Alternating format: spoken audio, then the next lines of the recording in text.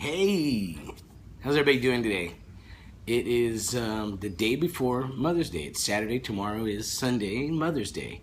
And I was thinking, what should I do for mom? Well, it also made me think of my childhood growing up, and I was a bad kid. Bad. I was a bad kid. I didn't know I was being bad until I got my ass whooped.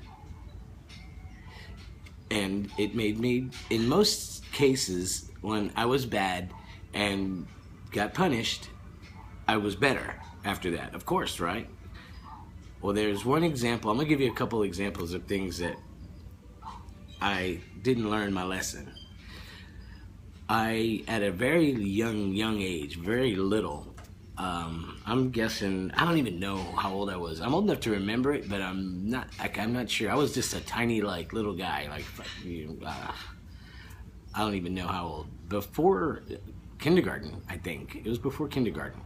Or in that area, that has to be before kindergarten. Anyway, I discovered matches. Huh, isn't that nice? Yeah, I discovered matches and started playing with matches, and I got popped pretty quick, but didn't learn my lesson. And me and another group of kids, we found some matches and proceeded to go to this it was like one of those concrete water drainage ditches things. You know what I'm talking about? They're real deep, concreted in. Now people skate in them. They're full of graffiti and crap. Well, this is a narrower one, but it was still pretty big to me then. I couldn't tell you what it looked like now. It was probably tiny, but there were some newspapers down there, and we had matches. So we decided to burn down the whole drainage ditch. I know. So we burned down this drainage ditch pretty good, and we get in trouble. Boy, I don't know about if I even ever saw those other kids again, but I know I got whooped. And I think that was the last time I played with matches. I think I had, I remember getting that punishment that time, and that was the worst of the match punishments, because I didn't mess with them after that. But I remember having the temptation of taking and stealing the matches when I saw them on the coffee table. And then they had matches in a drawer in this stereo cabinet. And I remember, for whatever reason, peeking in there, seeing the matches, looking over while I'm still up there looking in that drawer. And I had to be climbing on something like the arm of the couch or something, because I remember I looked over and my dad was just giving me a glare like, do it. But I just looked back, shut the drawer, left it alone. So thank you, Mom, for not letting Dad kill me. I know he really wanted to send me away. Another time, same age, I think in the same living facility. My dad was in the military, so he traveled around and things like that. But same area, I think it was the same time frame. For whatever reason, I took off with the newspaper delivery boy. All I remember is that he had a cool bike. It was a banana seat bike with the big 8-hanger handlebars. And this is late 70s, early 80s when this happened. So the bike was like, boom. And I was so young, I don't even know what the heck I was thinking.